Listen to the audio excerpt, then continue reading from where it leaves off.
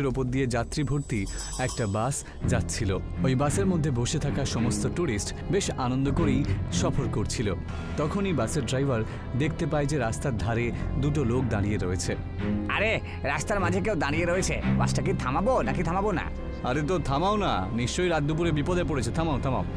Driver ওদের দুজনের সামনে বাস দুটো দাঁড় করিয়ে দেয়। তখন ওরা জানতে পারে ওরা দুজন কনে আর বর ছিল। ওদের দুজনকে বাসের লোকেরা দেখে খুব অবাক হয়ে যায়। আরে বাবা, তোমাদের দেখে তো বিবাহিত মনে হচ্ছে, তাহলে এখানে রাস্তায় কি করছো? আমরা বিয়ে করে তো বাড়িই যাচ্ছিলাম, কিন্তু রাস্তায় গাড়িটা খারাপ হয়ে যায়। ড্রাইভার গাড়ি ধাক্কা দিতে দিতে হাইওয়েতে গেছে। আমরা ভাবলাম যে লিফট নিয়ে আমরা ওখানে পৌঁছে যাব আর কি।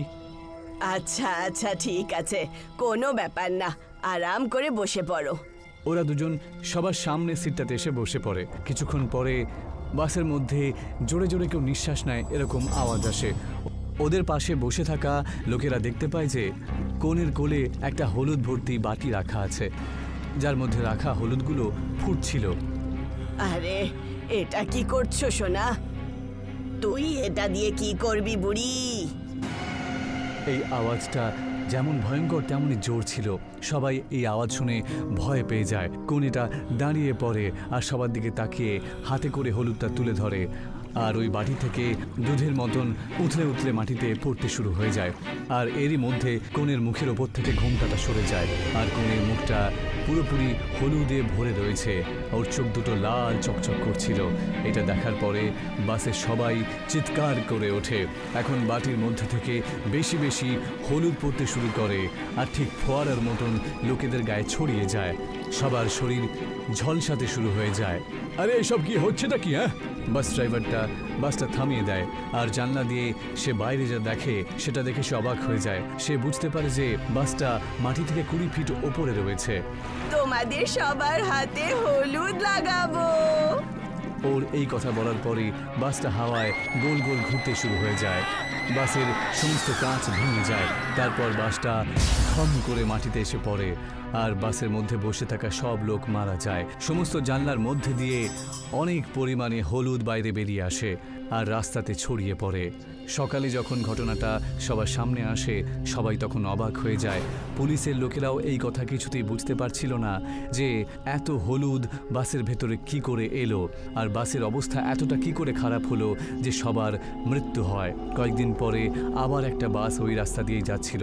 সেও সেই বর আর কনেকে দেখতে পায়। ড্রাইভার ওদের দুজনকে বাসে তুলে নেয়। তারপর বাসের লোকেরা সবাই ওকে দেখে আর অবাক হয়ে যায়। আরে বাবা, মনে হচ্ছে তোমাদের দুজনে খুব নতুন নতুনই বিয়ে হয়েছে, তাই না? তাই এইভাবে দাঁড়িয়ে রয়েছো কেন? ভালো করে বসো না। আমরা দুজন তোমাদের বাসে যাত্রা করার জন্য আসিনি, কিন্তু আমরা দুজন তোমাদের সাথে হলুদের অনুষ্ঠান করার জন্য এসেছি। আপনারা কি আমাদের খুশিতে সামিল হতে চাইবেন? এই কথা বলে কনেটা এক ঝটকায় ঘোমটাটা মাটিতে ফেলে দেয়, আর ওর ভয়ঙ্কর হলুদ মুখটা দেখে সবাই আঁতকে ওঠে।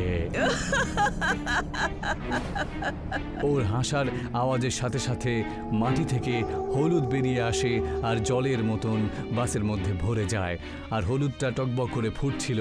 সবার পা ওতে ঝলসাতে শুরু হয়ে যায়। তখনই বাসটা গোল গোল হাওয়ায় ঘুরতে শুরু করে দেয়। সবাই চিৎকার করতে থাকে আর বাসের ভেতরে বিশাল আওয়াজ হয়। তারপর বাসের সাথে সাথে সেই একই রকম হয়। পরের দিন ইন্সপেক্টর শিন্দে এই ঘটনার ব্যাপারে জানতে পারে, তো ওই দুটো বাসের ব্যাপারে খোঁজ নেয়। তখনই জানতে পারে যে একই ট্রাভেল কোম্পানি ছিল দুটো বাস, আর একই রোডে